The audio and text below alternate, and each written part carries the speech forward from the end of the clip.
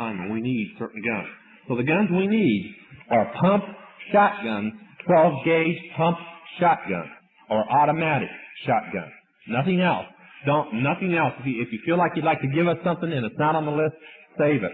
We've got to have these precise ones because this is what they use against us. And as a weapons expert from the Army, I know what will be best. The next thing we need are .357 Magnum revolvers. That's the main weapon. Not .38. .38 will bounce off of windows. They've been known to. .357, .45 automatics are the best. That's what I personally carry.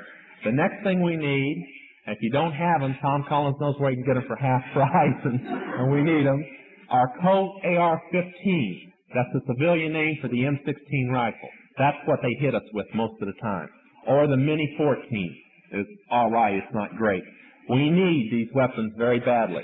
And if you have never been in a firefight, I have stood on a farm in Ohio that was a retreat, and for 4 solid hours, we never did find out why the police didn't come out, there were over 6,000 rounds expired from both sides trying to kill people. That was one firefight. This is no game, and this is no joke. I spent Monday in the hospital because I wasn't careful at a job that I was having, and somehow, somebody, I got the blood test to prove it, slipped poison in the pop that I was drinking, and I was in critical condition. And I still got the scar from the IV. I went into convulsions and seizures, and a lot of people prayed. And Monday morning, I walked out of that hospital. I looked sick for a few days, but I walked out of that hospital because I got careless. It was a new way they had tried, and I wasn't ready for it. From now on, we're going to watch all ways. So please, this is an unusual request, but if you have them, we need them, okay? And the other thing we need material so that clothes can be made. We need concrete block. We need cement. We need hundreds of 2x4s, okay? We need barbed wire fencing. We need fence posts.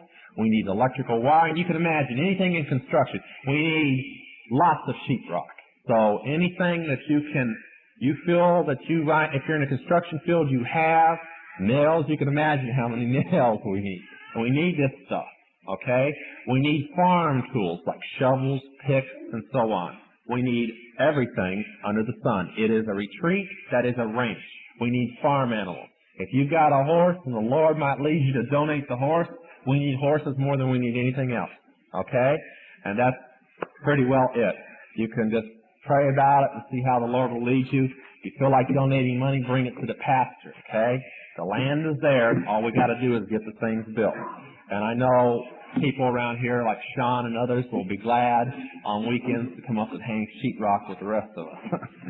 I won't be here, I'm sorry to say, so I'm trusting others. Johnny, I've got to care one more thing very quickly for our Sunday school records. But all those people who were not here during first session, please raise your hands. Or if you were not counted in your second session class already, if you were not in first session or not counted in your second session class, please raise your hand.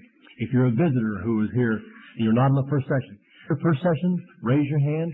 And if you're not counted in your second session, and Mike, you get those, lay on those sides. Keep your hands up. Johnny, go ahead and talk. Well, I was going to ask questions, but I don't think I can ask questions with everybody's hands in the air.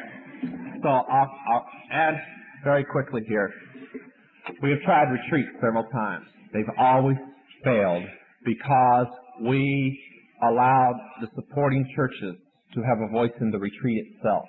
Now, I love this church and I'm a member of it, or I've never joined the church in the 5 years I've been saved.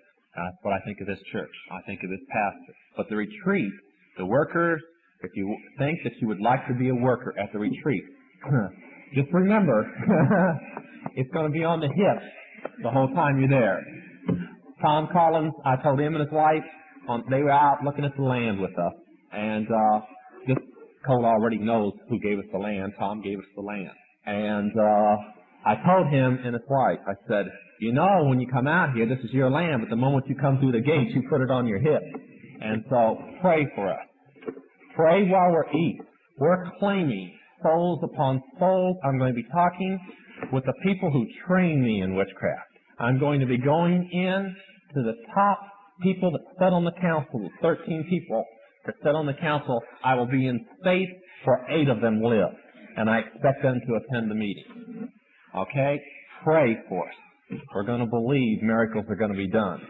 Baltimore's the closest I'm going to get to Jimmy Carter, but, for those that haven't heard, Jimmy's great evangelistic sister won Larry Flint to the Lord, but she told Larry that he could keep on publishing Hustler. He just had to add nude men pictures along with the women's to balance it out. That was the Christian principle. I wonder what Lord she's serving. Any questions? Yeah. Go ahead. He's going to repeat it for the tape. The question is, what about Charles Manson? Was he demon-possessed? Also about the book and everything. All right. Manson belonged to, I had to belong to many brotherhoods, okay? Manson, the brotherhood that he belonged to is called the Process. It's the only brotherhood I worry about. They are so radical that in order to kill me, they would gladly give their own life up right in a meeting. They were run out of England for human sacrifice. They have the inner and the outer process. The outer process is a good group. They have free coffee houses, free clothing, free places to live, and so on. The inner practice human sacrifice. They teach four-God system. Yahweh as the evil God, Lucifer as the good God, Jesus as one being punished because he spoke against Satan, and Satan as the earthly God. And they wear a cross, big silver cross, with a serpent engraved on the cross, showing that Satan and Christ are one through the cross. They were rolled up. They were a contract. He was paid to do it. Kate was breaking away. Her husband knew about it. Her husband went over to establish an alibi in Europe. The money came down. $50,000 came down from Toronto to New Orleans, and poor Manson only got $2,000 of it by the time it went through all the sticky fingers. But that's what the Tate killings were about. The others just happened to be there. She wanted out, and you don't get out unless you come through Christ. And she didn't think about trying out. And her mistake was she warned him in advance. She was arguing with her husband. She was having a baby, and she didn't want the baby raised up in it, and she wanted out. And if you remember the trial script from the book, that's the one thing she begged. She says, she kept repeating over and over, don't kill me, don't kill my baby. Her baby was what she cared about. And that's the information that I have on it.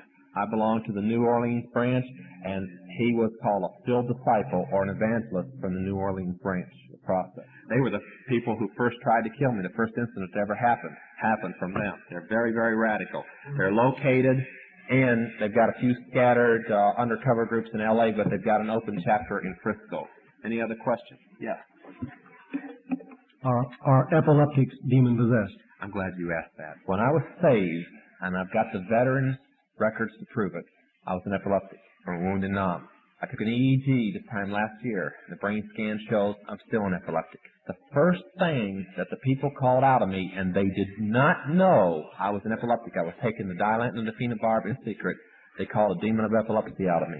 I have never had a seizure, an epileptic seizure, since then, except when the VA got a court order about a year and a half ago because they were concerned for me and made me take the medicine, and I went into seizure, and they gave it up. I've never had a seizure, and nobody that I've ever called a demon of epilepsy out of has ever had a seizure since, as long as they stayed off the medicine. They're not possessed. And I want to add this real quick.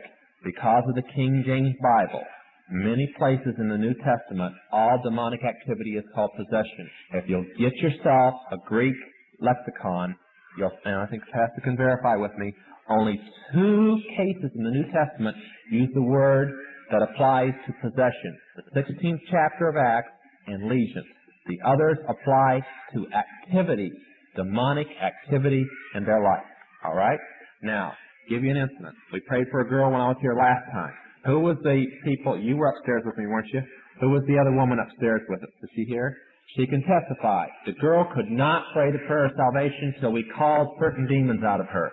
When we were done praying the prayer of salvation, then we called more out of her.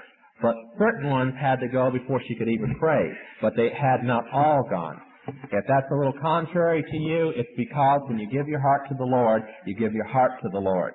The flesh can still be occupied if you gave them permission to come in your life, do different things. Epilepsy, there's no argument about it. That's how Jesus delivered it. And all the diamantin and phenobarb in the world will just feed the demon. I've seen hundreds. I feel for epileptics because I went through years of epilepsy, and I know the feeling, the embarrassment of the seizure and everything. And I've never had, my brain waves shows I'm still an epileptic. I guess if somebody had cancer and the Lord had did a miraculous thing and they still saw the cancer under the scope, but they weren't dying, I don't know. But I have the brainwave test and the brain scans both show I'm still an epileptic, but I don't have a seizure and I don't take the medicine. I really feel that the injury that was done to me was physical, but the demon causes the convulsion. Okay? That's my own experience as an epileptic. Yes. I can only give you the names of the question. Okay. Who are the names of the other people on the Council 13? Okay. I can only give you the ones that were on it, plus the girl who replaced me. There has been much assassination. There is a war going on in the occult right now between the traditionalists and the modernists. It's funny, we just argue between traditionalists and modernists there. But the traditionalists and the modernists there, this is why I keep getting invitations to come back and join, because I was one of the traditionalist leaders, and they thought that I got out because the traditionalist was losing or something. They didn't start losing until I left. But this is why they want Porkin's son in. He is the leader of the traditionalists. But the leader of the Grand Council, as it stands about a week ago, is Gavin Frost. He's leader of the modernists, the evangelicals of the group, the ones who say everybody can be a witch. On it, the girl who took my place is Yvonne Collins, or Legina is her name.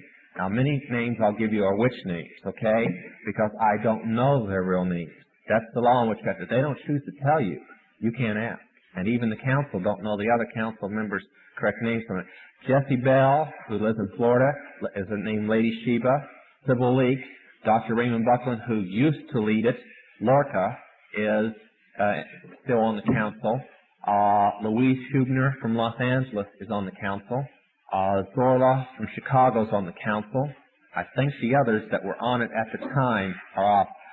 Mrs. Morgan from New York and Lavina from France are still on the council. The others, I think, have either been killed or resigned or what, and others have been placed in their place. Yeah. The traditionalists believe... Go ahead. Sorry. I keep forgetting. Can you clarify the distinction between the traditional and the modernist? The traditionalist witch believes you must be a hereditary witch, okay? That means you must be born into a family just before, a hereditary line. The modernists want everybody, particularly the Christians, most of all, to be witches, okay? Question, can you tell us about UFOs? Now, and my sister's connection, there's a story that Jack Chick had told each person 3 years ago that I had told him. My sister, before my wife came around, used to be leader of the state of Ohio, the high priestess there of the whole state. And her little pastime was calling up, supposedly filling the sky with UFOs and watching everybody's excitement. And some of the most outstanding sightings were in the early 70s in Ohio. And she used to laugh about it because she'd be standing in a circle out in the field somewhere calling up demons. And that's all they were angels of light playing games in the sky. Remember, a demon, get the little spooky picture. There are a fallen angel, an unclean spirit. They can assume any form or go into anything except a Christian who walks in the Spirit all the time. Know any? You know, or in other words, a Christian who keeps it under the blood and so on. But they can assume forms, including spacemen or solid objects like flying saucers or so on. That's why when they appear on the radar scope and a jet gets up there, they vanish right in front of the palace eye because they're nothing but a spirit. Tom Rose, and you're saying the word possession, obsession, and affliction, and then how it relates to a Christian. Well, let's trade the words around a little. Possession, oppression, obsession, and depression, okay? Let's use those instead of the affliction, okay? Possession means absolutely total ownership. You've seen one of the few. I've seen 4 or 5 cases in my whole life of possession, and the young lady that we prayed for at the end of the service was one of those that was possessed. That's how many in 5 years, and I have sat in or been part of close to 1,000 deliverances. You don't see very many cases of possession. Possession means that person doesn't breathe, eat, talk, say anything that the devil does not allow them to do that's inside of them. Maybe you've seen them if you've tried to get somebody to pray and they've actually wanted to pray the prayer of salvation, but they can't get it out. That's possession. Son of Sam, possession. John Todd 5 years ago, possession. Charles Manson, possession. Let me explain. You notice Legion was possessed. The girl in the 16th chapter was possessed. You notice what they did? They wanted help. Do you know what they did? They went and they